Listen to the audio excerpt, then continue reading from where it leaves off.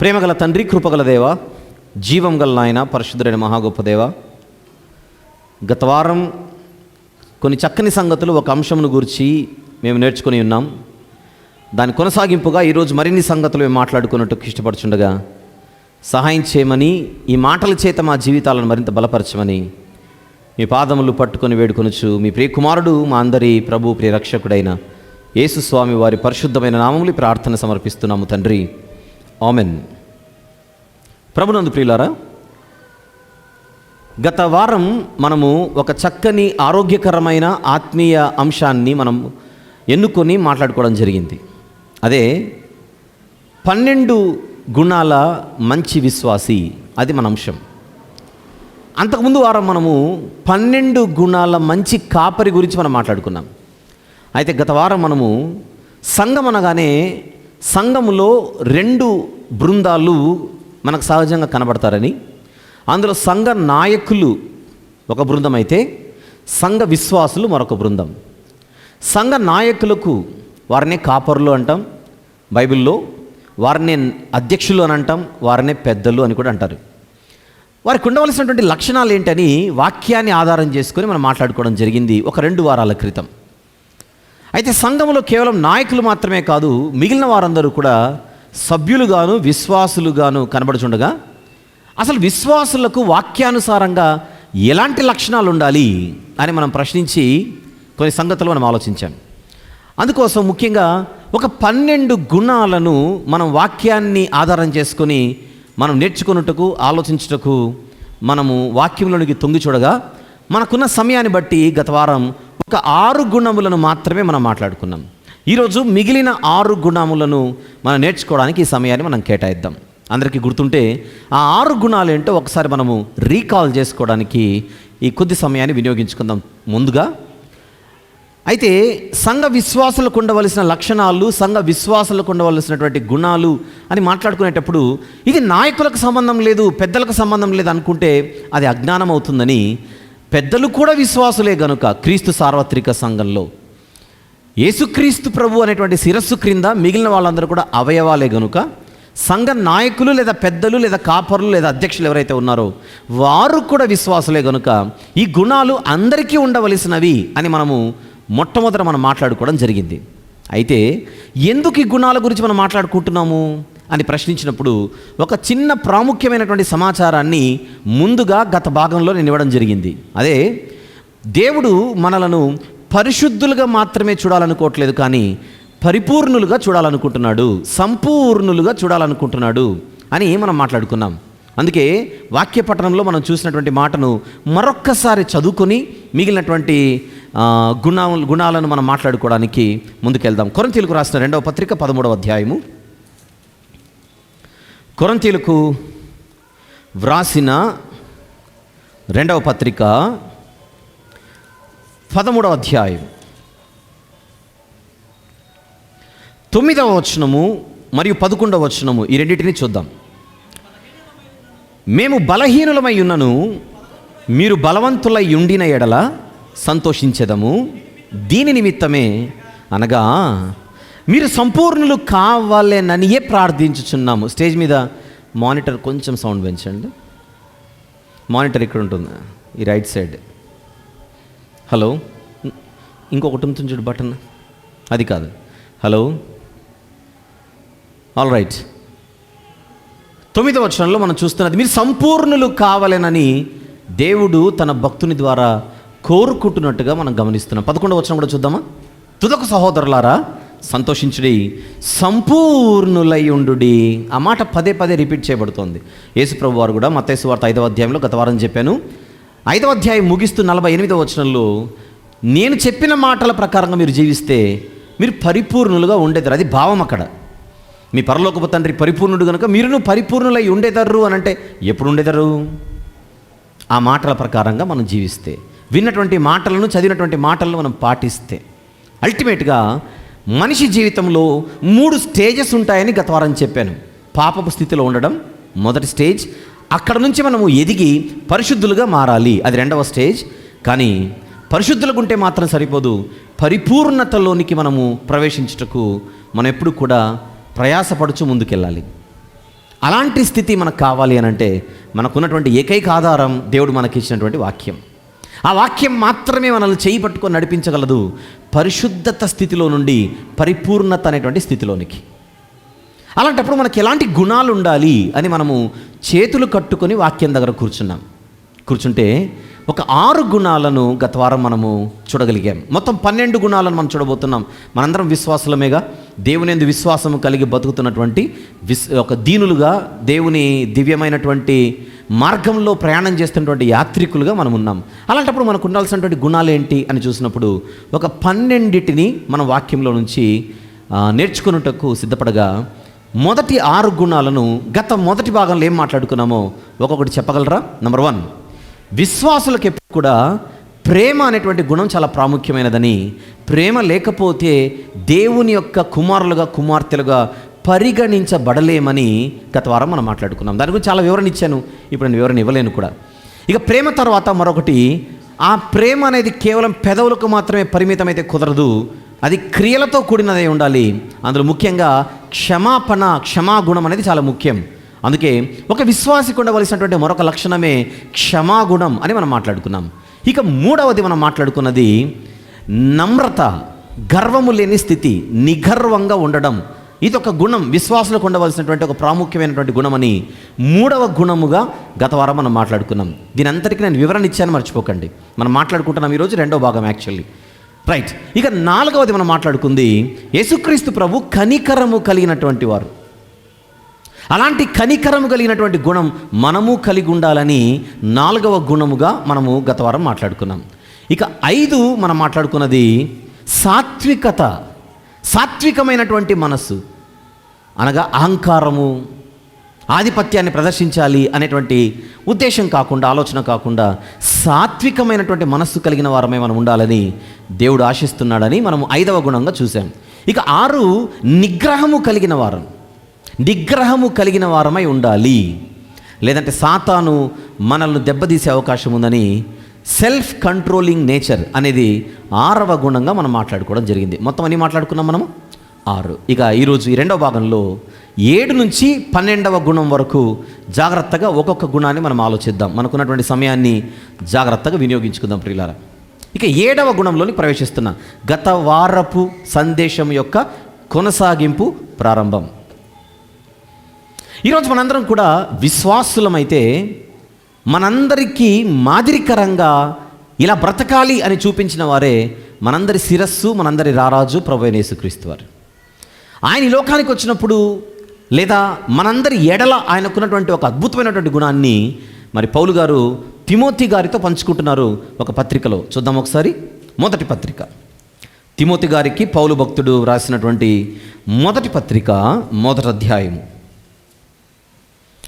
Timothy గారికి రాసిన మొదటి పత్రిక, మొదటి అధ్యాయము 16వ వచనం ఒకసారి చూద్దాం. 16 పౌలు గారు చెబుతున్న మాట చూద్దాం. అయినను నిత్య జీవము నిమిత్తము తనను విశ్వసింపబో వారికి నేను మాదిరిగా ఉండులాగున యేసుక్రీస్తు ప్రభు తన పూర్ణమైన దీర్ఘశాంతమును ఆ ప్రధాన పాపినైన నాయందు కనుపరుచినట్లు నేను కనికరింపబడితిని. ఇక్కడ పౌలు గారు యేసు ప్రభు యొక్క ఒక అద్భుతమైనటువంటి గుణాన్ని ఇక్కడ ప్రస్తావిస్తున్నాడు. మర్చిపోకండి, మనము గుణములను వెదికే ప్రయత్నంలో ఉన్నాం. మనందరి విశ్వాసమునకు కర్త ఎవరైతే ఉన్నారో ఆయనకున్నటువంటి గుణాలే మనకు ఉండాలి. అప్పుడే మనం ఆయన శిష్యులం అవుతాం, అప్పుడే మనం ఆయన పిల్లలం అవుతాం. ఏంటి 7వ గుణాన్ని ఇక్కడ మనం చూడగలుగుతున్నామని చూస్తే, యేసుక్రీస్తు అనేటువంటి మన రారాజు తన పూర్ణమైన దీర్ఘశాంతమును ప్రధాన పాపినైన నాయందు కనుపరిచాడు. యాక్చువల్గా నా పూర్వపు స్థితి భయంకరమైంది. పైన 12వ వచనంలో, అదే అధ్యాయం 12వ వచనంలో, పూర్వము నేను దూషకుడను, హింసకుడను, హానికరుడనైన నన్ను, నేను చాలా భయంకరుణ్ణి. నా పాత జీవితం మామూలు జీవితం కాదు అది.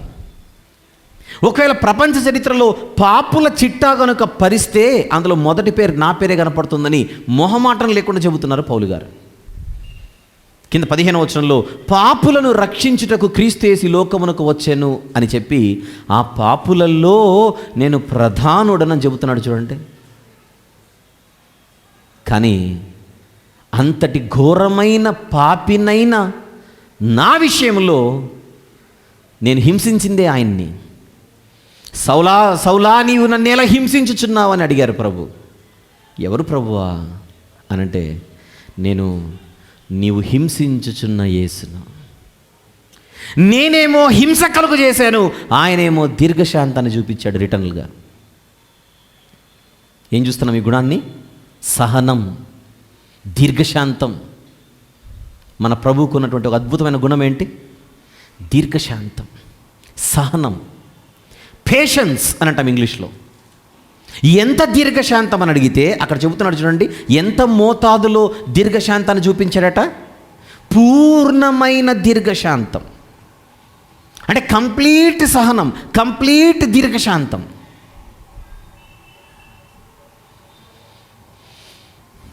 ఒక్క మాట అంటే పడేవాడు కాదు పౌలు గారు. పాత జీవితం కారణం లేకున్నా కూడా ఏదైనా తేడా అనిపిస్తే మాత్రం ఏకంగా తలకాయలు లేచిపోయేవి. అంత రఫ్ అండ్ టఫ్ నేచర్ పౌలు గారిది.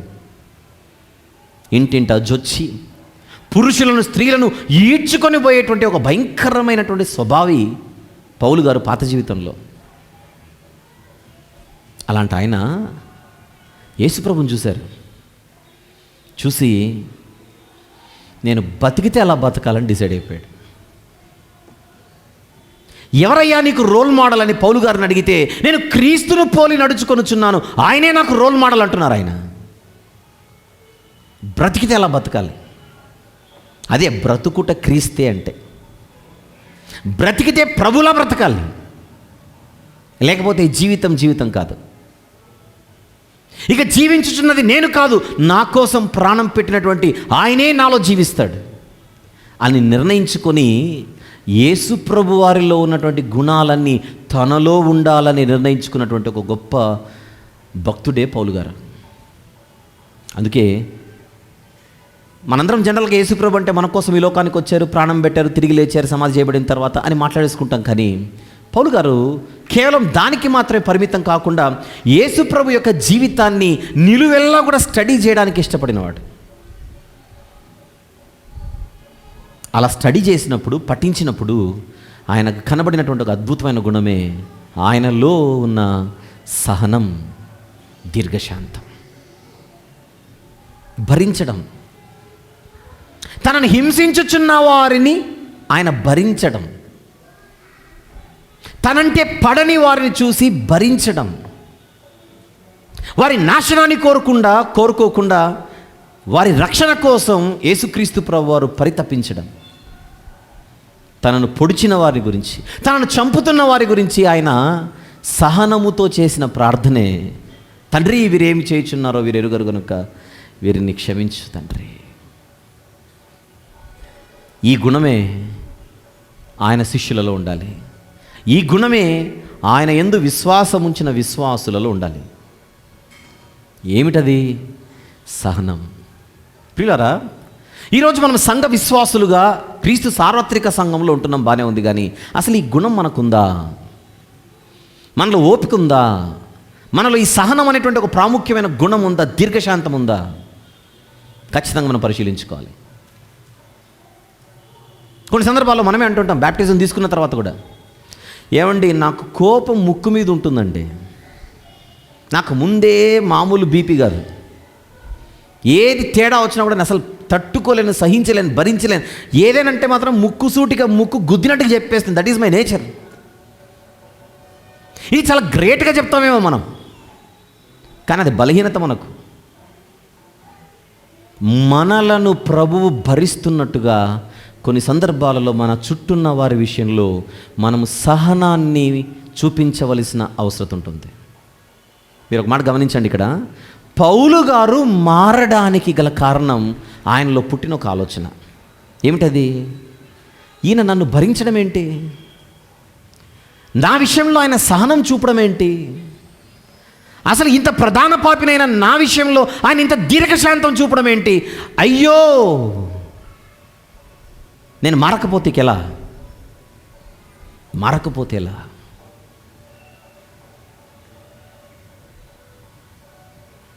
పౌలు గారి మార్పుకు యేసు ప్రభు యొక్క సహనం కారణమైంది. గమనించండి. ఒక దూషకుడు, ఒక హింసకుడు, ఒక హానికరుడు మారడానికి గల కారణం ప్రభులోని దీర్ఘశాంతమా? ఎస్ అన్న ఆన్సర్ వస్తుంది ఇక్కడ. అంటే దీర్ఘశాంతము చేత కూడా మనం ఎదుటివాడిని మార్చొచ్చా? సహనముతో కూడా ఎదుటివారిలో మార్పును తీసుకొని రావచ్చా? అప్పుడప్పుడు కొంతమంది మీరు ఎలా ప్రభులోనికి వచ్చారో చెప్పండి అని మైక్ ఇస్తే చెబుతుంటారు, ఏమండి నేను ఈరోజు మారడానికి నా కళ్ళ ముందు కనపడే ముఖ్య కారకులలో నా భార్య అండి అంటాడు ఒక ఆయన. అదేలా అండి అంటే, ఎంత భరించిందండి నన్ను ఆవిడ. అసలు నేను మామూలు మనిషిని కాదండి, ఒక పెద్ద మృగాన్ని. అలాంటి నన్ను నా భార్య భరించింది. రోజు తాగొచ్చేవాడిని, భయంకరంగా హింసించేవాడిని, ఒక మనిషిలా ఏ రోజు ప్రవర్తించలేదు. పెళ్ళైన తర్వాత ఎన్ని సంవత్సరాలు నన్ను భరించింది మా ఆవిడ. భరించడమే కాదు, నా కోసం ప్రార్థించింది. ఈరోజు నేను ప్రభులోనికి వచ్చాను. ఇప్పుడు అర్థమైంది, ఆ రోజు నా విషయంలో నేను కట్టుకున్న నా భార్య ఎంత సహనము కలిగి ఉందో. ఇలాంటి అనుభవాలు ఎవరైనా పంచుకుంటుంటే మీరు వినలేదు? అలానే ఒక సోదరి చెబుతోంది, నేను పెళ్ళైన తర్వాత అవిశ్వాసరాలుగా ఉండేదానను, కానీ మా ఆయన మాత్రం ఏ రోజు నన్ను ఫోర్స్ చేయలేదు. తనకు అధికారం ఉన్నప్పటికీ ఏ రోజు కూడా నన్ను బలవంతం చేయలేదు. నీ అంతకు నువ్వు తెలుసుకునేంత వరకు నేను సహిస్తాను. నిజంగా నేనైతే ప్రతిరోజు చుక్కలు చూపించాను మా ఆయనకి, కానీ ఆయన నన్ను భరించాడు. ఈరోజు దేవుణ్ణి తెలుసుకున్న తర్వాత నేను ఒక నిర్ణయం తీసుకున్నాను, ఇక జీవితాంతం నేను ఈ మార్గాన్ని విడిచిపెట్టకుండా ముందుకెళ్ళాలి. ప్రియమైన దేవుని వారలారా, బహుశా మనం ఎవరి ఏడలో సహనము లేకుండా ఒకవేళ జీవిస్తుంటే, దీర్ఘశాంతము లేకుండా జీవిస్తుంటే, బహుశా మన వలన వారు ఆత్మీయతలోనికి రావడానికి మనకు సహనము లేని మన గుణం అక్కడ అడ్డంకిగా ఉందేమో. ఒకసారి దాన్ని గుర్తిద్దాం. మన కోపం, మన ఆవేశం, మన ఉక్రోషం ఒక చక్కని మార్పుకు అడ్డుపడుతోందేమో. నరుని కోపము దేవుని నీతిని నెరవేర్చదు. కోపము అనేది దాన్ని జయించాలి అని అంటే మనం పెంచుకోవలసిన ఒక అద్భుతమైన గుణమే ఈ దీర్ఘశాంతం. అసలు మనలనే ఆయన భరిస్తున్నాడు, మన వీళ్ళని భరించకపోతే ఎలా? వీళ్ళు మన ఎడల చేస్తున్నవి, ఒకవేళ చేసినవి చాలా చిన్న తప్పులేమో, 1, 2, 3, కానీ మనము దేవుని ఎడల చేస్తున్నవి లెక్కలేననే తప్పులు. అయినా భరించట్లేదు. దేవుడు మనలనే భరిస్తున్నప్పుడు మనం పక్కవారిని భరించకపోతే ఎలా అన్న ప్రశ్న ఈరోజు మన కళ్ళెదురుగుంది. ఆలోచిద్దాం. కొన్ని విషయాల్లో మనము సిగ్గుపడవలసిన సంగతులపై అతిశయిస్తుంటాం. అలా మనం సిగ్గుపడవలసిన సంగతులు ఒకటేంటో చెప్పనా? మనలో ఉన్న ఆవేశం, మనలో ఉన్న ఉక్రోషం, మనలో ఉన్న ఆగ్రహం. బైబిల్ స్పష్టంగా చెప్పింది, జాగ్రత్త, నీ కోపములో నువ్వు పాపం చేసే అవకాశం ఉంది. ఎవరైనా ఈ మాటలు వింటుండగా, నాకు కోపం వస్తే నేను తట్టుకోలేనండి. ఇంకొక ఆయన అంటాడు, అసలు కోపం వస్తే అండి నేను మనిషినే కాదండి అంటాడు. మళ్ళీ కోన్ హై మనిషి కాకపోతే? చూసారా, మనం ఆలోచించాలి, మానుకోవాలి. ప్రభులోకి రాకముందు మనలాంటి వాళ్ళు, ఇప్పుడు ఒకవేళ నేను చాలా మనిషిని కాదంటున్నామే, పౌలు గారి దగ్గరకు వస్తే అందులో నంబర్ 1 కేటగిరీ రా అంటాడు. ఫస్ట్లో పాత జీవితంలో నేను ముదురుని ఈ విషయంలో. ఎక్కడ యెరూషలేము, ఎక్కడ దమస్కులో ఉన్న వారిని బంధించి తీసుకొని రావడానికి పత్రికలు తీసుకొని బయలుదేరాడంటే ఆయన ఆగ్రహం ఏ స్థాయిలో ఉంది. ఈ మార్గమందున్న వారిని హతమార్చుటయే తనకు ప్రాణాధారమైనట్టు బతికాడట. అంతకంటే ముదురులమా మనము? అంతకంటేనా? మామూలుగా మనిషి మనకు ఎదురుగుంటే కోపం వస్తుంది, పక్కకు పోతే ఒక చల్లబడతాం మనం. ఈయన పక్కకి వెళ్ళినా చల్లబడట్లా. అలాంటి ఆయన ఎంత ట్రాన్స్ఫర్మేషన్! విశ్వాసులకు ఉండవలసిన మరొక అద్భుతమైన గుణమే దీర్ఘశాంతం లేదా సహనం. దీన్ని మీరు రాసుకుంటున్నటువంటి జాబితాలో గత వారం 6 గుణాలు రాసుకున్నారు. దీన్ని 7వ గుణముగా రాసుకోవాల్సిందిగా మనవి చేస్తున్నాను. అన్నీ ముఖ్యమే. ఇది ఫస్ట్, ఇది సెకండ్, ఇది థర్డ్ అన్నట్టు కాకుండా అన్నిటినీ మీరు సమానంగా చూడవలసిన అవసరం ఉంది. ఇక్కడ నెమ్మదిగా 8వ గుణములోనికి వెళ్తాం. Okay, very good. ఇక 8వది మనం చూడగలిగితే మరల ప్రభు దగ్గరికే వచ్చేయాలి. మనం ఏం నేర్చుకోవాలన్నా ఆయన్నే చూడాలి. ఎందుకు? ఇంత గొప్ప సాక్షి సమూహము మేఘము వలె మనల్ని ఆవరించినప్పటికీ మనం చూడవలసింది మాత్రం విశ్వాసమునకు కర్తయు దాన్ని కొనసాగించువాడైన ఆ ప్రభు వైపు. దీర్ఘశాంతం అనేది ఆయనకు ఉన్నటువంటి ఒక అద్భుతమైన గుణం అని నేర్చుకున్న మనం మరొక గుణాన్ని చూడడానికి ఫిలిప్పీ పత్రికలోనికి వెళ్దాం. 8వ గుణాన్ని చూడడానికి మనము నెమ్మదిగా ప్రయాణం చేద్దాం. ఫిలిప్పీలకు రాసిన పత్రిక 2వ అధ్యాయం. ఒకసారి 8వ వచనం చూద్దామా? పౌలు గారు ప్రభులో చూచిన మరొక అద్భుతమైన గుణాన్ని ఆయన తెలియజేస్తున్నారు. చూద్దాం. 8. మరియు ఆయన అంటే యేసు ప్రభు వారు ఆకారమందు మనుషుడిగా కనబడి మరణము పొందునంతగా, అనగా సిలువ మరణము పొందునంతగా విధేయత చూపిన వాడై తనను తాను తగ్గించుకొనెను. ఏమైనా గుణం కనపడుతుంది ఇక్కడ? అక్కడ దీర్ఘశాంతం కనపడింది, ఇక్కడ మీకు ఏమైనా గుణం కనపడిందేమో చదివిన తర్వాత చెప్పండి. విధేయత. ఆయనేంటి, విధేయత ఏంటి? సిలువ బలియాగా మనందరికీ తెలుసు. సిలువను చూస్తున్నప్పుడు, సిలువ మీద మన ప్రభువును చూస్తున్నప్పుడు త్యాగం కనపడుతుందంటే అర్థం ఉంది. మీరు జాగ్రత్తగా గమనించాలి, కొంచెం మనసును కేంద్రీకరించండి. సిలువలో యేసుస్వామిని చూసినప్పుడు మనకేం కనపడుతుంది? ప్రేమ కనపడిందా? రైట్. త్యాగం కనపడిందా? Very good. ఇలాంటి గుణాలు మనం ఈజీగా కనపడిపోతున్నాయి. కానీ సిలువ బలియాగాన్ని చూసినప్పుడు పౌలు గారు చెబుతున్నారు, ప్రేమ, త్యాగం, వీటితో పాటు మనం చూడవలసిందే అక్కడ ఒక విధేయత ఉంది. ఎవరికి విధేయత? ఎవరికి విధేయుడు ఆయన? ఎవరికి లోబడుతున్నాడు ఆయన? యేసు ప్రభుకు పైన ఎవరున్నారో ఆయనకు లోబడి విధేయత చూపుతున్నాడు. మనందరికీ శిరస్సు యేసు స్వామి అయితే ఆయనకు శిరస్సు ఎవరు? పరలోకపు తండ్రి అయిన దేవుడు. అంతేనా? మనం విధేయత ఎవరికి చూపుతాం? మనకు పైనున్న వారికి మనం విధేయులుగా ఉంటాం. ఇప్పుడు యేసు ప్రభు కూడా సిలువలో విధేయుడిగా కనబడుతున్నాడా? అది పౌలు గారు గమనించారు. సిలువ ప్రేమ కనబడుతుంది, సిలువలో త్యాగం కనపడుతుంది. కానీ సిలువలో మనం ఎప్పుడైనా విధేయతను చూడగలిగామా? ఈరోజు చూద్దాం. ఏమిటా విధేయత? ఎలా విధేయత? జగత్తు పునాది వేయబడక మునిపే పరలోకపు తండ్రి అయిన దేవుడు క్రీస్తు బలియాగాన్ని నియమించాడు. అది తన ప్రియకుమారునికి ముందే తెలియజేశాడు. నాయనా, కాలము పరిపూర్ణమవుతుంది. కాలము పరిపూర్ణమైనప్పుడు ఈ పిల్లలందరి కోసం, రాబోయే పిల్లలందరి కోసం, ఆదాము గారు పుట్టకముందు చరిత్ర ఇది. మన స్వరూపమందు మన పోలిక చొప్పున నరులను చేయుదుము. ఆ నరులను చేసిన తర్వాత వారు ఆజ్ఞను అతిక్రమించి పాపం చేస్తారు.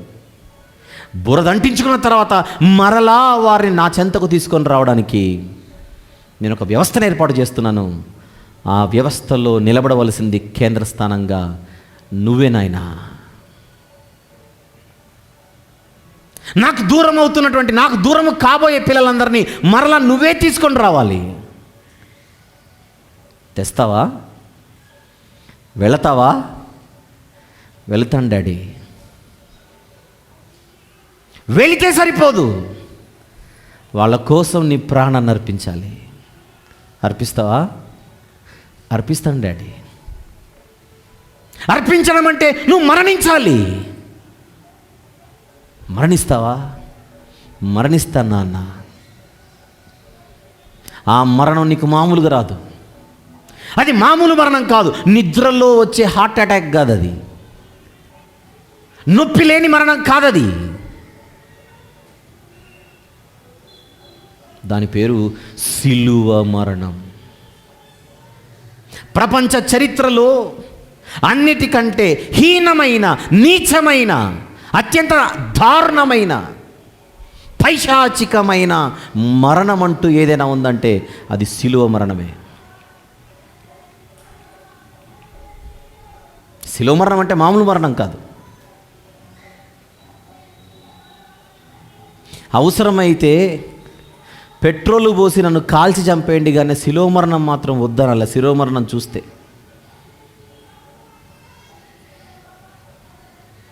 అగ్ని అంటించుకొని చనిపోయే మరణం కంటే భయంకరమైంది శిలువ మరణం. పైపెచ్చు అది చాలా హీనమైనది, అవమానకరమైనది. యాక్సిడెంట్లో కాదు నాయనా నీకు మరణం వచ్చేది. ఎవరో వెనకల నుంచి వచ్చి పొడిస్తే కాదురైనా నీకు మరణం వచ్చేది. తుపాకీతో కాల్చగానే ఒక బుల్లెట్ దెబ్బకి కుప్పకూలిపోయే మరణం కాదు నాయన అది. అత్యంత దారుణాతి దారుణమైన, అవమానకరమైనటువంటి మరణం శిలువ మరణం. దాన్ని నువ్వు ఎదుర్కోవాలి. ఎదుర్కొంటావా? ఎదుర్కొంటాను డాడీ. ఆ తండ్రి మాటలకు విధేయుడై లోకానికి వచ్చి చెప్పవలసిన సంగతులు చెప్పి ఆ సమయం వచ్చినప్పుడు తానే సిలువ చెంతకు బయలుదేరాడు. సిలువ యాత్రది. గెత్సెమనే తోటలో ప్రారంభమైంది ఆ యాత్ర.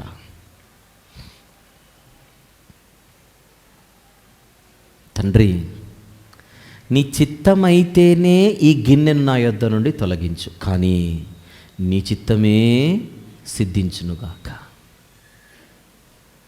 ఈ రక్షణ కార్యానికి ఇంకా వేరే ఆప్షన్ ఏదైనా ఉంటే, ఒకవేళ అది నీ చిత్తం అయితే అందులో నేను ప్రవేశించడానికి రెడీగా ఉన్నాను. లేదు, ఇదే ఆప్షన్ అంటే మాత్రం శిరస్సు దించి నేను వెళ్ళిపోతాను శిలువ చెంతకు. ఏమంటారు దీన్ని? విధేయత, ఒబీడియన్స్. ఎంతవరకు విధేయత? ఈ పరిపూర్ణమైన విధేయత. అది పరిపూర్ణమైన విధేయత. తండ్రి అధికారానికి పరిపూర్ణంగా లోబడిన ప్రభు యొక్క విధేయతను మనం నేర్చుకుందాం ఈరోజు. అన్నీ బాగున్నప్పుడు విధేయుడిగా ఉండడం కాదు, అన్ని అనుకూలంగా ఉన్నప్పుడు విధేయుడిగా ఉండడం కాదు, శ్రమలలో విధేయత. హెబ్రీ పత్రికలో చూద్దాం మరొక మాట. 5వ అధ్యాయం, హెబ్రీలకు వ్రాసిన పత్రిక 5వ అధ్యాయం 8వ వచనం చూద్దాం. హెబ్రీ పత్రిక 5వ అధ్యాయం 8వ వచనము దయచేసి. ఆయన కుమారుడయుండియు తాను పొందిన శ్రమల వలన విధేయతను నేర్చుకొనెను. శ్రమలలో చూపించేదే విధేయత.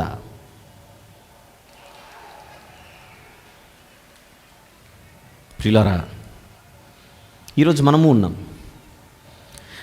ప్రభు అయిన యేసుక్రీస్తు వారికి పైగా తండ్రి అయిన దేవుడు ఉంటే, ఆ తండ్రి అయిన దేవునికి విధేయుడిగా ప్రభు కనబడుతుంటే, ఈరోజు మనకు కూడా పైన అధికారులు ఉన్నారేమో, మన పైన నాయకులు ఉన్నారేమో. అది కుటుంబంలో పెద్దలు కావచ్చు, సంఘములోని పెద్దలు కావచ్చు. అలాంటి వారి విషయంలో మనం ఎలాంటి వైఖరి కలిగి ఉండాలని వాక్యం నేర్పిస్తోంది? విధేయత. ప్రత్యేకించి యవనస్తులు అంటేనే ఆవేశం ఎక్కువ. మామూలుగా ఇన్ జనరల్ యవనస్తులకు ఏం ఎక్కువ ఉంటుంది? ఆవేశం ఎక్కువ ఉంటుంది.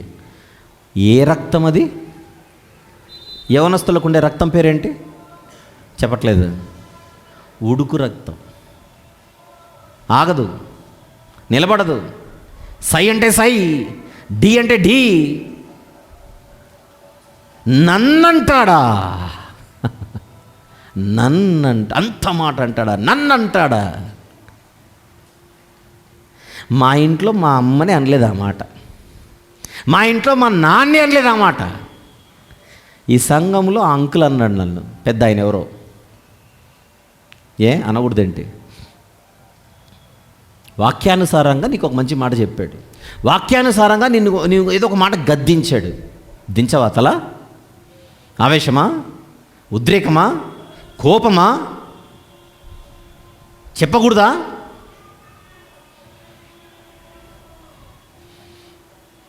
ఇంట్లో గారాభం ఎక్కువ కనుక కొన్ని తల్లిదండ్రులు చెప్పలేదేమో, ఇది మంచిది కాదు అన్న సంగతి తల్లి చెప్పడం మర్చిపోయిందేమో, తండ్రి చెప్పడం మర్చిపోయాడేమో.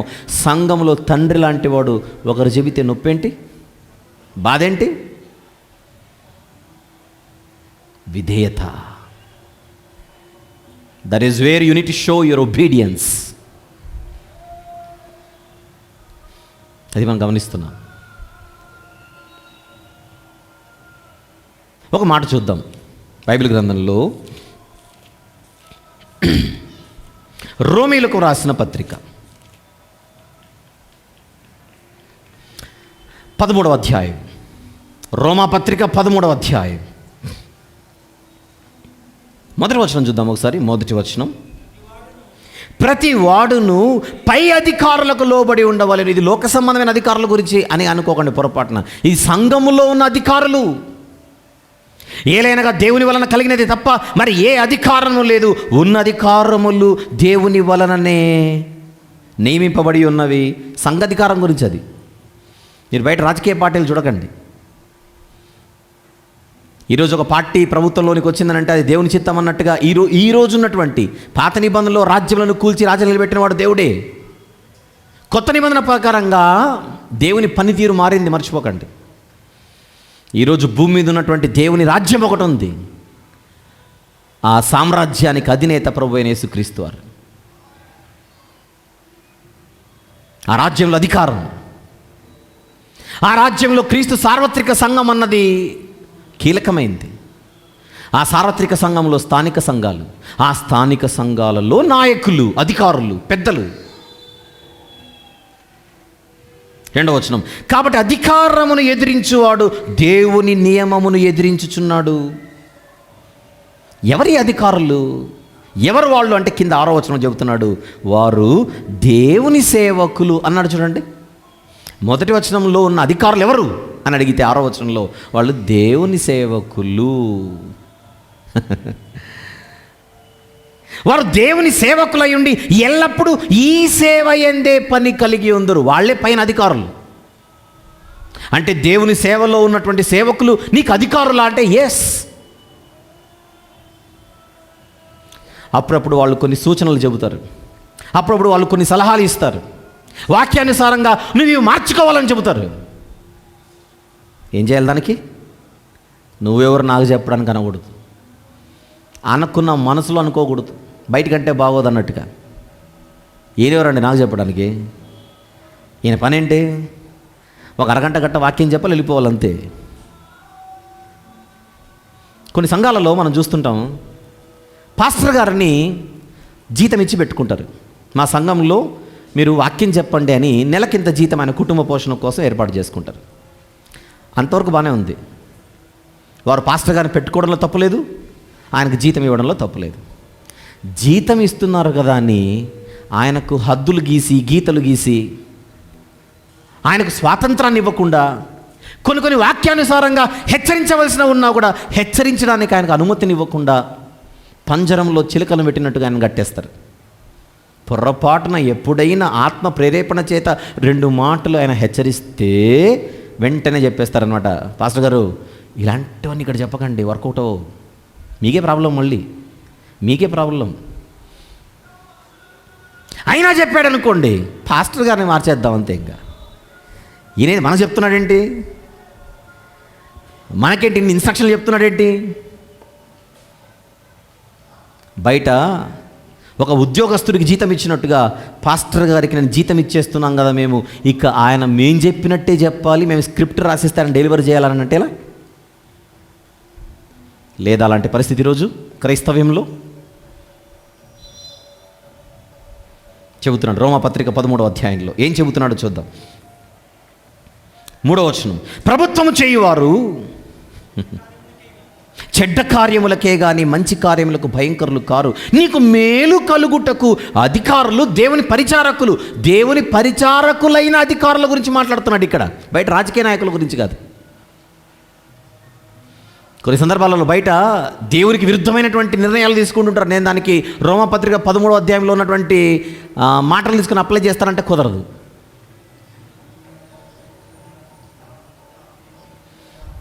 మన భారతదేశంలోనే స్వలింగ సంపర్కం న్యాయబద్ధం చేద్దాం, చట్టబద్ధం చేద్దామని ఆ మధ్యలో చర్చలు జరిగాయి. సుప్రీంకోర్టు వరకు వెళ్ళింది. అది వాక్యానుసారమైంది కాదు. అంటే పురుషులను వివాహం చేసుకోవడం, స్త్రీలను వివాహం చేసుకోవడం, దాన్ని అధికారికంగా ఆమోదిద్దామని మన భారతదేశంలో పార్లమెంట్లో సాక్షాత్తు దీని గురించి చర్చలు జరిగాయి. ఇప్పుడు మన వరకు వచ్చింది. అది మద్దతిద్దామా వ్యతిరేకిద్దామా? మీరు చెప్పండి. వ్యతిరేకించాలి. మళ్ళీ ఇక్కడ పైన ఉందిగా రోమాపత్రిక 13లో ప్రతి వాడు పై అధికారులకు లోబడి ఉండాలి. మళ్ళీ వాళ్ళందరూ మన ఎంపీలు, వాళ్ళందరూ మన మంత్రులేగా, మరి అధికారులకు లోబడి ఉండాలిగా. అందుకే దీన్ని తీసుకుని వాళ్ళకి అప్లై చేయకూడదు. ఇందుకు ఎవరి అధికారులు? కైసరువి కైసరుకి, దేవునివి దేవునికి ఇవ్వాలి. ఎక్కడ వరకు తలదించాలో అక్కడ వరకు తలదించాలి. కొన్ని విషయాలలో వారు ధర్మ విరుద్ధమైనటువంటి నిర్ణయాలు తీసుకుంటే ఖచ్చితంగా వ్యతిరేకించవలసిన హక్కు మనకుంది. ప్రజాస్వామ్యంలో మనం ఉన్నాం కనుక. కానీ ఇక్కడికి వచ్చేసరికి రోమాపత్రిక 13లో ఇక్కడున్న అధికారులు ఎవరు అని అడిగితే కింద మనకు చక్కని క్లారిటీ. వాళ్ళు దేవుని పరిచారకులైన అధికారులు, దేవుని సేవకులైన అధికారులు. వారు చెడ్డ కార్యములు చేస్తే ఖచ్చితంగా భయంకరులుగా మారతారు నీ కళ్ళ ముందు.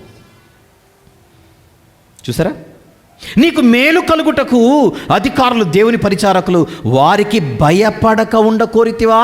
అలాగైతే మేలు చేయి, అప్పుడు వారి చేత మెప్పు పొందుదువు.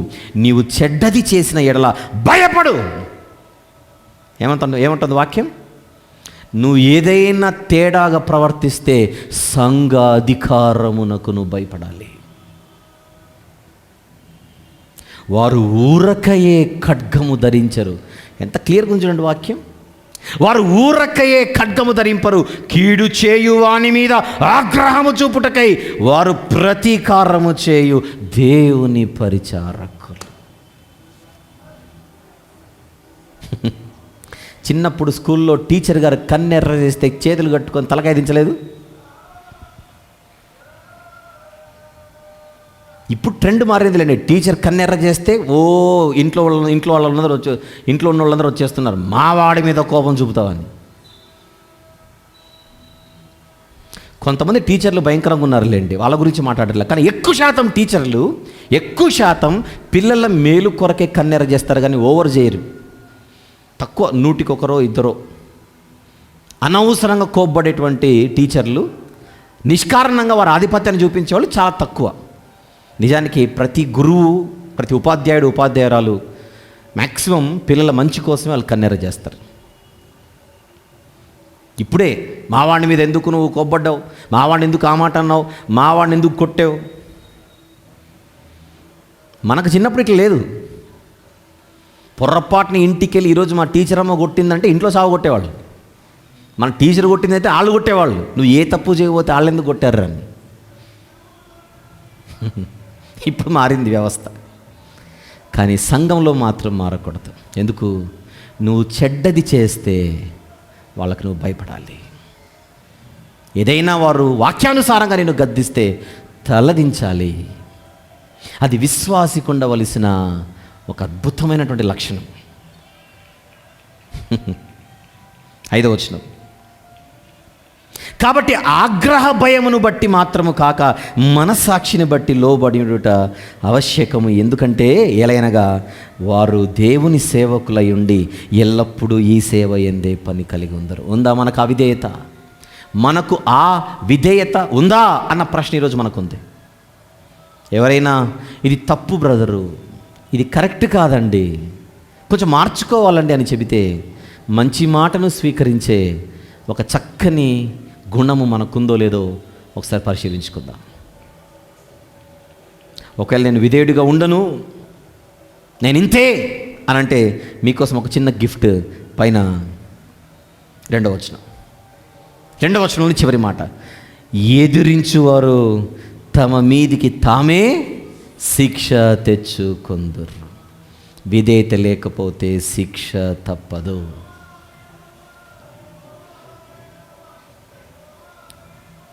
పిల్లలు, మీ తల్లిదండ్రులకు విధేయులై ఉండుడి. యవనస్తులు మీ పెద్దలకు విధేయులై ఉండుడి. అల్టిమేట్గా దేవుడు ఎవరినైతే మనకు సేవకులుగా, అధికారులుగా నియమించాడో, వాక్యానుసారంగా ఎవరైతే మన మధ్య పరిచర్య చేస్తున్నారో అలాంటి వారికి మనము విధేయులై ఉండుట అవశ్యమని వాక్యం చెబుతోంది.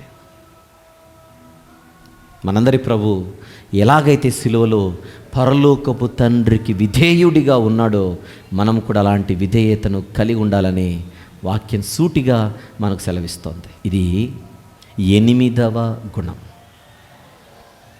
మొత్తం 12 గుణాలు, అందులో ఇప్పటి వరకు 8 మాట్లాడుకున్నాం. ఆ 8లో 6 గత వారం మాట్లాడుకున్నాం, 7, 8 ఇప్పుడే మాట్లాడుకున్నాం. 7 ఏంటి? దీర్ఘశాంతం, సహనం. 8 విధేయత. నెక్స్ట్ నంబర్ 9 వెళ్దాం. 9వ గుణాన్ని మనం నేర్చుకోవడానికి వెళ్దాం. యోహాను సువార్త 14వ అధ్యాయం. యోహాను సువార్త 13 చూసి 14కు వద్దామా? ముందుగా 13వ అధ్యాయం. యోహాను సువార్త 13వ అధ్యాయం. వచనం కూడా 13. 13 బోధకుడనియు ప్రభువనియు మీరు నన్ను పిలుచుచున్నారు, నేను బోధకుడను ప్రభువును గనుక మీరు ఇట్లు పిలుచుట న్యాయమే. యేసుప్రభు తన గురించి తను ఏం చెప్పుకుంటున్నాడు? మీరు నన్ను బోధకుడు అంటున్నారు కదా, వెరీ గుడ్, నేను మీకు బోధకుడే. ప్రభువా అంటున్నారు కదా, 100% కరెక్ట్, నేను ప్రభువునే. తానెవరో ఉన్నట్టుగా చెబుతున్నాడు. ఇప్పుడు 14వ అధ్యాయానికి వద్దాం. 14వ అధ్యాయం 6వ వచనం. ఆయన తన గురించి ఏం చెబుతున్నాడు చూడండి. యేసుప్రభు వారు, నేనే మార్గం, నెక్స్ట్ సత్యము, తర్వాత జీవము, నా ద్వారానే తప్ప ఎవడును తండ్రి వద్దకు రాడు. ఇక్కడ మీరు ఆలోచిస్తే నేను ఒకటి అడుగుతున్నాను, అపార్థం చేసుకోకుండా నాకు చెప్పండి. తన గురించి తాను యేసుప్రభు వారు ఏమైనా ఎక్కువ చెప్పుకున్నాడు అన్న ఫీలింగ్ ఎవరికైనా ఉందా? ప్రశ్న అర్థమైందో లేదో? నేను మీకు బోధకుడును, ఆయన ఏమైనా ఎక్కువ చెప్పుకున్నట్టుగా ఏమైనా ఉందా? లేదు. నేను మీకు ప్రభువును, ఏమైనా ఎక్కువ చెప్పినట్టుగా ఉందా? లేదు. నేనే మార్గం, ఎవరికైనా ఇబ్బంది కలిగిందా? ఏమండి మరి అంత డైరెక్ట్ స్టేట్మెంట్ ఎట్లా ఇచ్చాడండి ఆయన గురించి?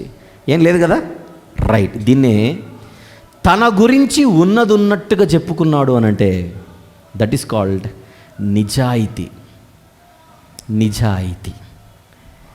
ఇది నేను కొంచెం మీకు అర్థమయ్యేలా వివరించాల్సిన అవసరం ఉంది. తనేంటో చెప్పుకున్నాడు. మీకు విషయం చెప్తాను. ఇప్పుడు యేసుప్రభు వారు తనకు సంబంధించినవి తనకు సంబంధమైనట్టుగా చెప్పాడు. కొన్ని సందర్భాలలో ఆయన మరొక స్టేట్మెంట్ కూడా ఇచ్చాడు. అది 7వ అధ్యాయంలో చూద్దాం. ఆయన నిజాయితీ ఏంటో బయటపడుతుంది. ఇప్పుడు ఆయన నిజాయితీ త్వరగా మనకు అర్థం కాలేదేమో. 7వ అధ్యాయానికి వద్దాం. యోహాను సువార్త 7వ అధ్యాయం 16వ వచనం చూడండి. నిజాయితీ అంటే ఏంటో మనకు కనపడిపోతుంది. అందుకే యేసుప్రభు వారు, నేను చేయు బోధ, అందరూ చూడండి అక్కడ, నేను చేయు బోధ నాది కాదు, నన్ను పంపిన వానిదే. ఏ క్యా హై? ఇది నిజాయితీ. నేను చేయు బోధ నాది కాదు, నన్ను పంపిన వానిదే. నా తండ్రి నన్ను పంపాడు, నా తండ్రి నాకేమిచ్చాడో అది తీసుకొని మీకు చెబుతున్నాను.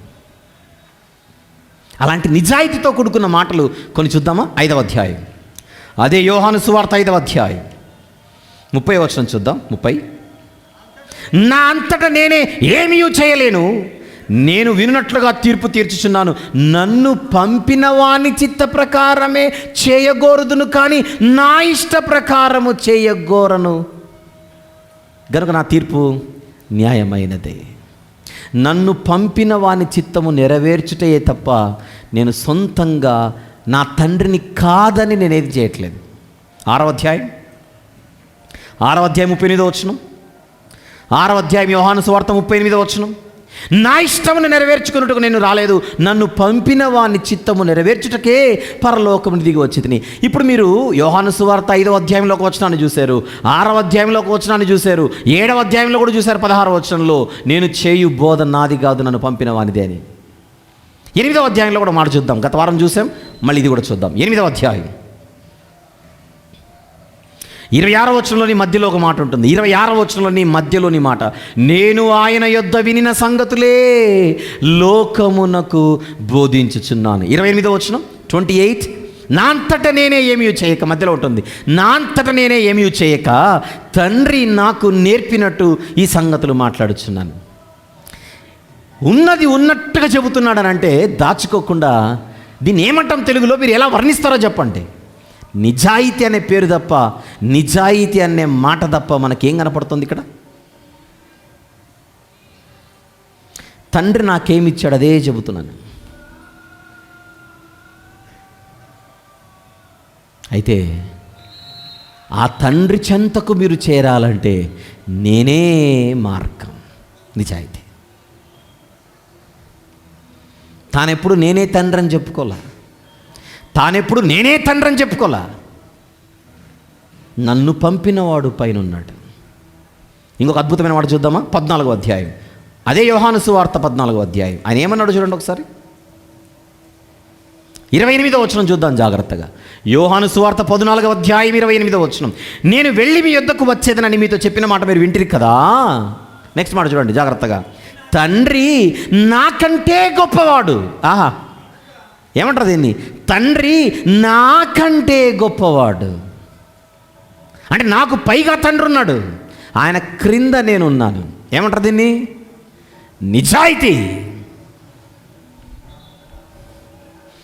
విషయం చెప్పనా, మనలో ఇంత పరిపూర్ణమైన నిజాయితీ ఉండదు, మనలో ఇంత పరిపూర్ణమైన నిజాయితీ ఉండదు. మన గురించి మనం చెప్పుకునేటప్పుడు మ్యాక్సిమం కొంచెం మసాలా యాడ్ చేసే చెప్తాం. అంటే మనకు ఎంతైతే ఉంటుందో ఆ పరిధి దాటి చెబుతుంటాం. లాస్ట్ వీక్ ఒక మాట అన్నాను, మళ్ళీ అంటున్నా, మనకు తెలీదు కానీ గుండె మీద చేసుకుని నిజాయితీకి ఆలోచిస్తే మనకు కనీసం ఒక 5 కిలోల నుంచి 10 కిలోల వరకు కొంచెం గర్వం ఉంటుంది. పోయిన వారం 1/4 కిలో అన్నాను, కొంచెము డోస్ పెంచాను ఇప్పుడు అంతే. ఒక 10 కిలోల వరకు ఒక గర్వం ఉంటుంది మనకు. ఏంటి? ఎప్పుడు మన గురించి మనము నేను చాలా గ్రేట్ అండి, నేను చాలా గొప్పోండి, బయటికి అనం అంతే, ఆ ఫీలింగ్ ఉంటుంది లోపల, నేను చాలా గొప్పోండి, చాలా అసలు. మీకు ఎగ్జాంపుల్ చెప్పనా? చిన్న ఎగ్జాంపుల్ చదివి మీకు చెప్తాను. దాదాపుగా మనలో అందరూ అనే ఉంటారు ఈ మాట, ఏమని? నేను కాబట్టి తట్టుకున్నాను కానీ ఇంకెవరైనా అయితే బతకలేరంటే. మీరు ఎప్పుడైనా ఈ మాట అన్నారా? 100% అనే ఉంటారు, మీకు గుర్తుండదు. అందుకే బెండకాయలు వాదినాలి మెమరీ పవర్ కోసం. ఏమండి, ఎన్ని కష్టాలు చూశానండి నా జీవితంలో. అబ్బో, నేను కనుక తట్టుకున్నాను, ఇంకొకరైతే తట్టుకోలేరండి. ఎందుకు తట్టుకోలేరు? ఇంకొకరు ఎందుకు నువ్వు తట్టుకున్నప్పుడు ఇంకొకరు ఎందుకు తట్టుకోలేరు? ఇది మన గురించి మనం ఎక్కువ చెప్పుకోవడం అనమాట. మన గురించి మనం ఎక్కువ చెప్పుకోవడం. మా ఆయనతో నేను కాబట్టి భరించానంతే, నేను కాబట్టి ఆ నేను అనే మాటను చూడండి, అదే సాగదీస్తున్నాను నేను ఇక్కడ, నేను కాబట్టి. దాన్నే నేను అనేది ఎక్స్ట్రా అని. అందరూ అంటారు, ఏమండి నాకు వచ్చిన సమస్యలు ఎవరికి వచ్చిండవండి. నెక్స్ట్ మాట ఏంటి? నేను కాబట్టి బతికానండి, నేను కాబట్టి తట్టుకున్నానండి, ఇంకొకరైతే ఉండలేరండి. ఇది నిజాయితీ కాదు, ఇది నిజాయితీ కాదు. మన గురించి మనం ఎక్కువ ఆలోచించడం, అంతేనా? ఓ పరిసైడు వచ్చాడు, ప్రభువా నా గురించి నీకు కొన్ని విషయాలు తెలియాలి, నేను చాలా నీతిమంతుడు, చోరుల వల్లే ఉన్నోడిని కాదు, అంతేనా, దొంగను కాదు, వారమునకు 2 మార్లు ఉపవాసం చేస్తున్నా ప్రభువా, నీకు ఎవరైనా మా ఊర్లో అలాంటి వాళ్ళు ఉన్నారేమో చెప్పు. నా సంపాదన అంతటిలో 10% ఇస్తున్నాను ప్రభువా, క్రమం తప్పకుండా. ఇంకా నువ్వు గమనించావు లేదో, అదిగో అక్కడున్నాడు శుంకర్ అనేవాడు, వాడి లాంటి వాడిని కూడా కాదు నేను ఎంత గొప్ప ఒకసారి చూడు ప్రభు అన్నట్టు. వెనక్కి తిరుగురా అన్నాడు దేవుడు. వెనక్కి తిరుగు అన్నాడు. వెంటనే వెనక్కి తిరుగు. అక్కడున్న సుంకరిని చూశాడు. ఆ సుంకరి ఆకాశము వైపు కన్నులు ఎత్తుటకైనను ధైర్యము చాలక, దేవా నేను పాపిని ప్రభువా. దేవునికి ఏ మాట నచ్చింది? నువ్వు కరెక్ట్గా చెప్పావు సుంకరి, నాయనా నువ్వు కరెక్ట్గా చెప్పావు, నిజాయితీగా చెప్పావు. ఏం చెప్పావు? నేను మంచోడిని కాదు ప్రభువా, నేను పాపిని ప్రభువా. ఇది నిజాయితీ. నాకు కాకపోతే పరలోకం ఎవరికి వస్తుంది? ఇంకా ఇది ఎక్స్ట్రా. ఇంకా కొంచెం క్లూ చెప్పనా? మనకు తెలియకుండానే ఒక ధీమాతో బతికేస్తుంటాను తెలుసా. నేను చచ్చిపోతే పరలోకం వస్తుందని మనకు పెద్ద ధీమా అది. మ్యాక్సిమం 100%లో 90% మనకేం గ్యారెంటీ అంటే నేను పరలోకానికి వెళ్ళిపోతానని. ఎక్కడో 10% మాత్రమే అమ్మో పొరపాటున నరకానికి వెళ్తానేమో, అది 10%. మ్యాక్సిమం మనం పరలోకానికి వెళ్తామన్న భరోసా మనకు నిండుగా మెండుగా ఇంత ఉంటుంది. అడుగుతున్నా, ఏం ఉద్ధరించామని పరలోకం వస్తుంది మనకు? మనలో మాట భక్తిని సంపాదించుకున్నట్టుకు ప్రయాసపడ్డామా? ప్రభు కార్యాల మీద మనకేమైనా భారం ఉందా? సొంత కార్యంలోనే చూచుకొనుచు పరలోకం వస్తుందన్న గ్యారెంటీ మనకెందుకుంది చెప్పండి?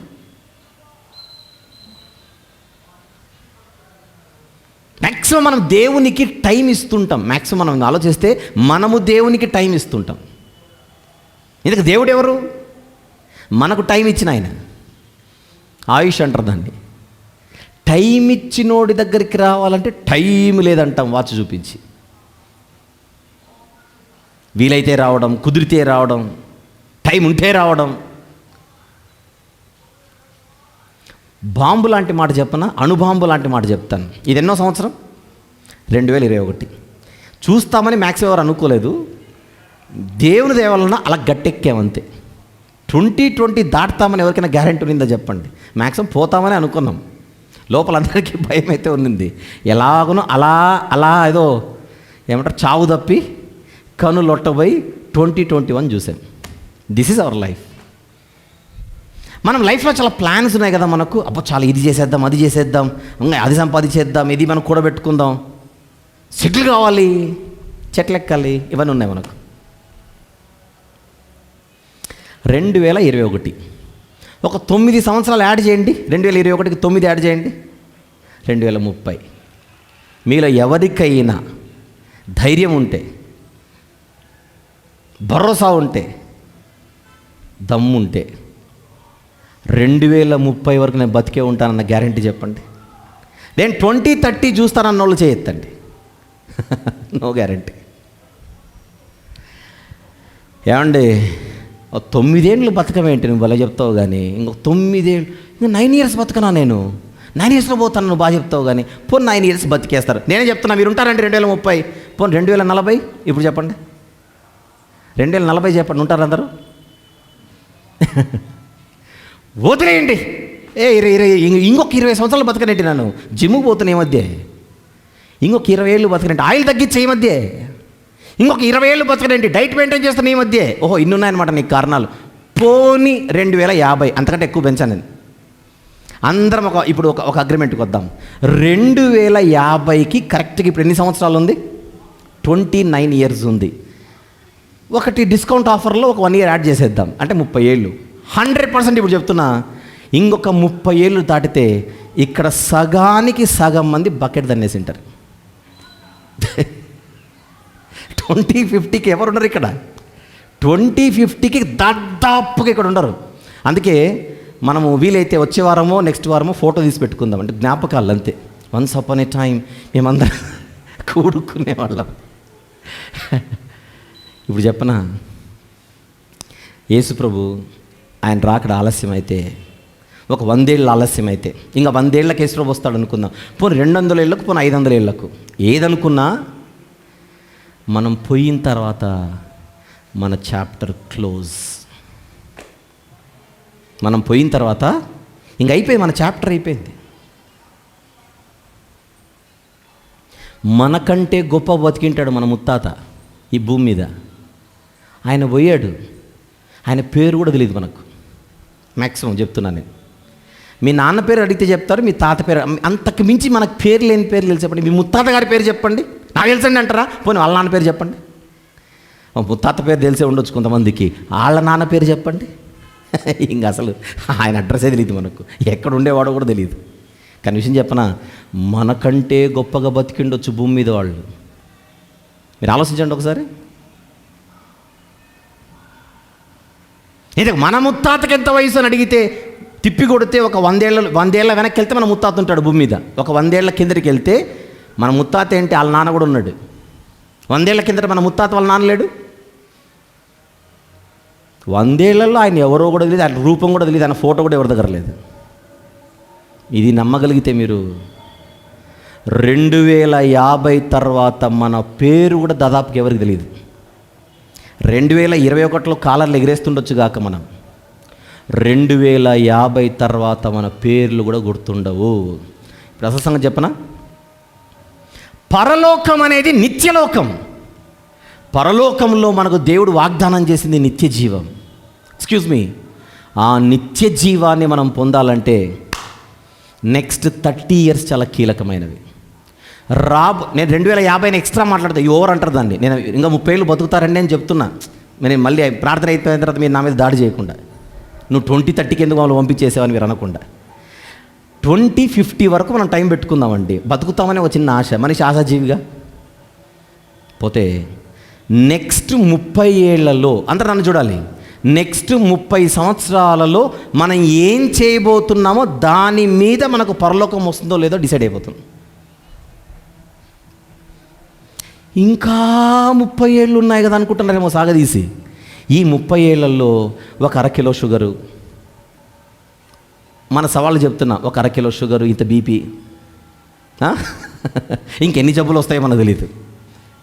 ఇన్ని జబ్బులతో మనం అసలు మనం ఇంకొకరు పట్టుకుంటే నడిచే పరిస్థితులు ఉంటాయి. ఎంతనా వృద్ధాప్యంలోకి వెళ్ళిపోతాం అనుకోండి 30 ఏళ్లలో అనుకున్నాం అనుకోండి. 30 ఏళ్లలో లాస్ట్ 10 ఏళ్ళు కష్టం, ఇంత యాక్టివ్గా తిరగం. ఏమంటారు, యాక్టివ్గా ఉన్నా తిరగలేము. మీరు చెప్పండి, ఇప్పుడున్నంత బలం ఇంకొక 10 సంవత్సరాల తర్వాత మనకు ఉంటుందా? ఉండదు. ఇంకొక 30 సంవత్సరాలు మనం బతికినా మనకి ఎనర్జీ ఉండేది మాత్రం ఒక 10 ఏళ్ళే. నేను ఎవరి గురించి మాట్లాడుతున్నా అంటే కొంచెం 30-40 ఏళ్ళు దాటిన వాళ్ళ గురించి మాట్లాడుతున్నా. 30-40 ఏళ్ళు దాటిన వాళ్ళతో మాట్లాడుతున్నా. 40 ఏళ్ళు దాటిన వాళ్ళతో మాట్లాడుతున్నా అంటే 40 బార్డర్లో ఉన్న వాళ్ళతో మాట్లాడుతున్నా. కొంచెం మీరందరూ వినండి, పెద్ద మనసు చేసుకొని. మీకు ఎనర్జీ ఎంతకాలం ఉంటుంది ఇంకా అని అడుగుతున్నా. చిన్నపిల్లలు అడిగితే Boost is the secret of my energy అంటారు. మీరు బూస్ట్ తాగితే పోతారు. ఇప్పుడు ఎందుకు, వెనకాల ఇంత షుగర్ ఉంది. ఇప్పుడు 40 ఏళ్ళు దాటిన వాళ్ళతో చెబుతున్నా, రాబోయే 10 సంవత్సరాలు మనకు కీలకమైనవి. నెక్స్ట్ 10 ఏళ్లలో మనం ఎలా బతకబోతున్నామో దాని మీద మన ఫ్యూచర్ డిపెండ్ అయింది. ఇంకా మీరు డిసైడ్ చేసుకోండి, నాకు తెలియదు, ఇంకా చెప్పడం నా బాధ్యత. అమ్మయ్య నేను సేఫ్ 30 ఇయర్సే నాకంటారా? మీరు ఒక 20 ఏళ్ళు వేసుకోండి. తిప్పి కొడితే 30 సంవత్సరాల కంటే ఎక్కువ చరిత్ర లేదు ఇంకా next future. Try to understand me. రాబోయే 30 సంవత్సరాల కంటే ఇంక ఎక్కువ మనం ఇక్కడ చేసేదేం లేదు, ఉద్ధరించేదేం లేదు, అయిపోతుంది, క్లోజ్.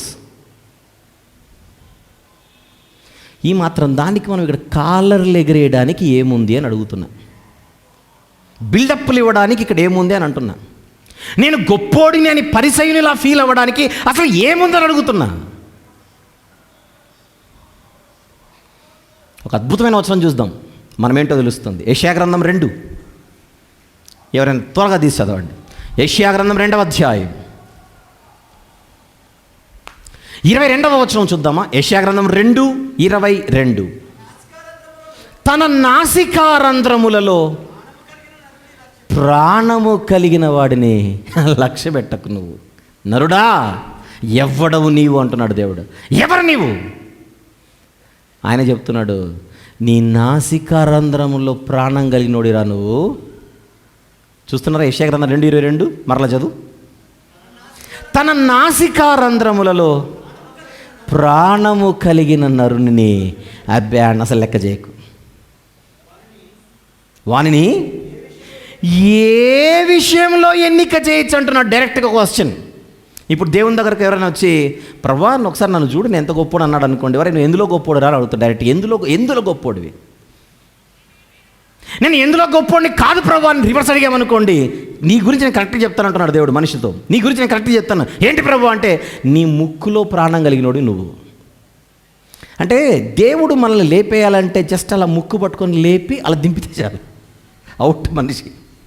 ఎస్ సార్ నో, అలా పట్టుకొని అలా లేపి అలా దింపితే అలా సచ్చూరుకుంటాడు, అంతకంటే ఉండదు. అది మన జీవం, ఇంతలో కనబడి అంతలో మాయమైపో ఆవిరి వంటిది. ఇది ఒప్పుకుంటే నిజాయితీ.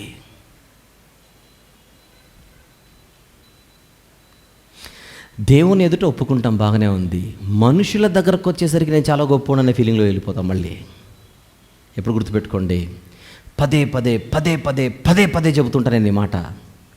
మనందరం క్రైస్తవులమైన క్రైస్తవ్యం అన్న మహాసముద్రంలో ఒక్కొక్కరు ఒక్కొక్క నీటి బొట్టు లాంటి వారం, నీటి బిందువు లాంటి వారం. మనం సముద్రాలం కాదు. నాకు తెలియక మా ఊరికి నేను ఒక్కడనే, ఇది ఓవర్. మా జిల్లాకు నేను ఒక్కడనే, ఇది ఎక్స్ట్రా. దేశానికి నేను ఒక్కడనే, ఇంకొంచెం ఓవర్. అది ప్రపంచానికి నేను ఒక్కడన్నాడు అనుకోండి, దండమయ్యా బాబు. ఇది నిజాయితీ కాదు, ఇది నిజాయితీ కాదు. అంతేనా? మనం ఎప్పుడు అనుకోవాలి, నేను ఏమాత్రపు వాడను, నాలో ఏముంది, అసలు నాకేం తెలుసు. మంచి వాక్యాలు వింటున్నారుగా, నోట్స్ రాసుకుంటున్నారుగా, బాగానే ఉంది.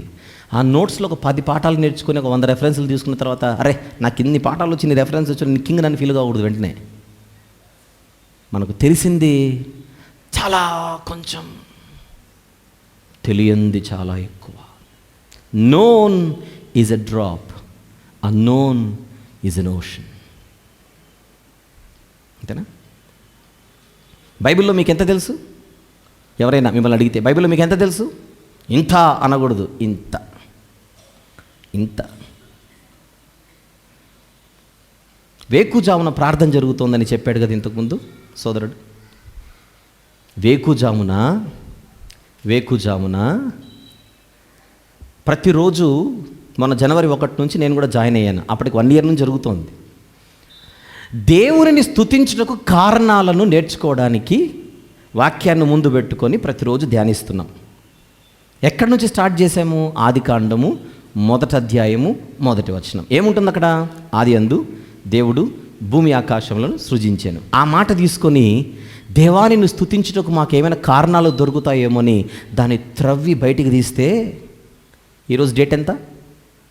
24. ఈ రోజుకి ఆ మాట పూర్తవ్వలేదు. ఇప్పటికీ ఎన్ని కారణాలు దొరుకుతున్నాయి దేవుని స్తుతించడానికి. అంటే వాక్యం ఎంత లోతైనదో మీరు ఆలోచించండి.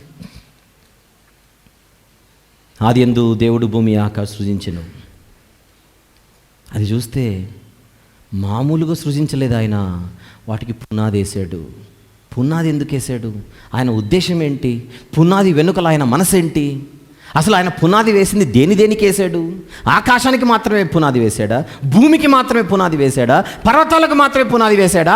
అసలు దేవుడు పునాదిని వేసింది ఎవరెవరికి, ఎక్కడెక్కడ ఆలోచిస్తే అబ్బో 66 పుస్తకాలు అలా పరుస్తున్నాయి మనకు విషయాలు. బైబిల్లోని మొదటి మాట మనం పూర్తి చేసుకోవడానికే 30 రోజులు సరిపోవట్లేదే. అలా 66 పుస్తకాలలో ఉన్న విషయాలు నేర్చుకోవాలంటే ఎంత సమయం పడుతుంది? ఎంత జ్ఞానం ఇచ్చాడు దేవుడు బైబిల్లో. ఏమీ తెలీదు మనకు. తెలుసుకోవాలన్న ఆకలి ఉండాలి, తెలుసుకోవాలన్న తృష్ణ ఉండాలి. యేసుప్రభువు వారు నేను చేయు బోధ ఏమన్నారాయన? నాది కాదు. మనమేమనాలి? అసలు మాకు బైబిల్లో తెలిసింది ఏమీ లేదు. అది నిజాయితీ. నాకు తెలిసినంత ఎవరికి తెలియదు నేనే అనంటే ఇది నిజాయితీకి వ్యతిరేకం. ఒప్పుకుందాం, తగ్గించుకుందాం. మనమేంటో మన గురించి తెలుసుకుందాం. Last but not the least ఒక విషయాన్ని గుర్తు చేస్తున్నా. ఎవడైనను నన్ను వెంబడింపగోరిన ఎడల మొట్టమొదట ఏం చేయమన్నాడు? తనను తాను ఉపేక్షించుకోవాలి. నేను అనే పదం మర్చిపోవాలి. నేనే అనే పదం మర్చిపోవాలి. నాకే అన్న పదం మర్చిపోవాలి. అందరూ నన్నే చూడాలి, అందరు నన్నే పిలవాలి, అందరు నన్నే గుర్తించాలి, అందరి నోళ్ళలో నా పేరే నానాలి, నన్నే సన్మానం చేయాలి, నా ఫోటోలే కనపడాలి. ఇది పిచ్చి. నేను చెప్తున్నానుగా, 2050 తర్వాత ఈ భూమండలం మీద మన పేరు మాట్లాడుకునేటోడు ఉండడు. రాసేసుకోవచ్చు మీరు. నెక్స్ట్ 30 years మన స్టోరీ. బతికితే అది కూడా, బ్రతికితే అది కూడా. బతకపోతే ఆ 2050 లోపలే మన పేరు కన్నుమరుగైపోతుంది. ఈ మాత్రం దానికి ఎందుకు మనం అతిశయించి బతకడం? నిజాయితీగా బతుకుదాం. మనం ఏంటో తెలుసుకుందాం. నేను జస్ట్ ఒక చిన్న నీటి బిందువు లాంటి వాడను మాత్రమే. బతికున్నంత వరకు అది కూడా, పోయిన తర్వాత నీటి బొట్టు కూడా కాదు. కానీ దేవునికి ప్రియులుగా బ్రతికితే భక్తుల గుంపులో మనము కలకాలం ఉండబోతున్నాం. పరలోకంలో నిత్యము దేవుడు తనతో మనల్ని ఉంచుకొని ఆనందంగా మనతో గడపబోతున్నాడు. మొత్తం 12 గుణాలు, 8 గుణాలు మాట్లాడుకున్నాం. ఆ 8 గుణాలలో ఈ 2వ భాగంలో 3 మాట్లాడుకున్నాం. ఒకటి, దేవుని యందు విశ్వాసం ఉంచిన విశ్వాసులుగా మనకు దీర్ఘశాంతం ఉండాలి లేదా సహనం. 2, విధేయత అనే గుణం మనకు ఉండాలి. 3, నిజాయితీ. అంతకుముందు 6, ప్రేమ, క్షమాగుణం, నమ్రత లేదా గర్వము లేని స్థితి, కనికరం అనే గుణం, నెక్స్ట్ సాత్వికం అనే గుణం, నిగ్రహం అనే గుణం గత వారం మొదటి భాగంలో. ఇప్పుడు 7, సహనం, నెక్స్ట్ విధేయత. ఇప్పుడు మనం మాట్లాడుకుంది నిజాయితీ. ఇంకా 3 గుణాలు ఉన్నాయి. ఆ 3 గుణాలను వచ్చే వారం మాట్లాడుకుందాం. విని మర్చిపోతామో, విని ఆచరిస్తామో నిర్ణయం మనకే వదిలేసుకుందాం. జ్ఞానవంతులుగా, బుద్ధిమంతులుగా ఆచరణలో పెట్టడానికి మనం సిద్ధపడతాం. ఆ రీతిగా దేవుడు మనల్ని గొప్పగా నడిపించును గాక. ఆమేన్. ప్రార్థన చేసుకుందాం. ప్రేమగల తండ్రి, కృపగల దేవ, ఒక విశ్వాసికి ఉండవలసిన ప్రాముఖ్యమైనటువంటి గుణాల గురించి మాకు మీరు నేర్పిస్తున్నందుకు స్తుతులు చెల్లిస్తున్నాము నాయన. ఏమీ లేదు కానీ ఏమో ఉంది అని మేము అతిశయిస్తున్నాం. మా నాసికారంధ్రములలో ప్రాణము కలిగిన మేము ఏ విషయంలో ఎన్నిక చేయదగిన వారు, ఇది మర్చిపోకుండా మేము బతకాలి. తగ్గించుకొని బతకాలి. విధేయత కలిగి బ్రతకాలి. ఆవేశానికి హద్దులు గీసి సహనాన్ని పెంచుకోవాలి. నిజాయితీ అన్నది ఎప్పటికీ మా చిరునామాగా మారిపోవాలి. ఇవన్నీ మీరు చూడాలనుకుంటున్నారు తండ్రి, అందుకే మాకు నేర్పిస్తున్నారు. నేర్చుకున్న విషయాలు మర్చిపోకుండా మీకు ప్రియులుగా, మీకు ఇష్టలుగా మేము బ్రతుకుటకు తండ్రి, మరి ఈరోజు మేము విత్తినటువంటి లేదా మీరు మా మనసులో విత్తినటువంటి ఈ విత్తనమును మేము జాగ్రత్తగా కాపాడుకున్నట్టుకు సహాయం చేయమని యేసు స్వామి వారి పరిశుద్ధమైన నామములో ప్రార్థన సమర్పిస్తున్నాము తండ్రి. ఆమేన్. ఆమేన్. బ్రదర్ ఆర్ వంశీ గారు మాట్లాడిన బైబిల్లోని గ్రంథాల వివరణలు మరియు ఆధ్యాత్మిక పూర్తి సందేశముల కొరకు ట్రూ విజ్డమ్ మినిస్ట్రీస్ అను యూట్యూబ్ ఛానల్ ను, లైవ్ లో మాట్లాడు సందేశముల కొరకు TWM లైవ్ అను యూట్యూబ్ ఛానల్ ను, ఆధ్యాత్మికంగా మేలుకొలుపుతూ గొప్ప ఉజ్జీవాన్ని రగిల్చే చిన్న సందేశముల కొరకు TWM ఇన్ఫోక్లిప్స్ అను యూట్యూబ్ ఛానల్ ను, వంశీ గారి రచన మరియు స్వరకల్పనలో విడుదలైన ఆడియో మరియు వీడియో పాటల కొరకు మరియు తెలుగు ఆడియో బైబిల్ కొరకు ట్రూ విజ్డమ్ మీడియా అను యూట్యూబ్ ఛానల్ ను, ట్రూ విజ్డమ్ మినిస్ట్రీస్ లోని చిన్న పిల్లల సందేశముల కొరకు TWM కిడ్స్ అను యూట్యూబ్ ఛానల్ ను, బ్రదర్ ఆర్ శాంసన్ పీటర్స్ గారి సందేశముల కొరకు the Bible messages Anu YouTube channel ను సబ్స్క్రైబ్ చేసుకోగలరు. International valid Bible theological courses Telugu మరియు ఇంగ్లీష్ మీడియాలో ఆఫర్ చేయబడుచున్నవి గమనించగలరు. మరిన్ని వివరముల కొరకు మీరు సంప్రదించవలసిన మా ఫోన్ నంబర్ 8187852132 మరియు www.twmglobal.org అను మా అఫీషియల్ వెబ్సైట్ను విజిట్ చేయగలరు.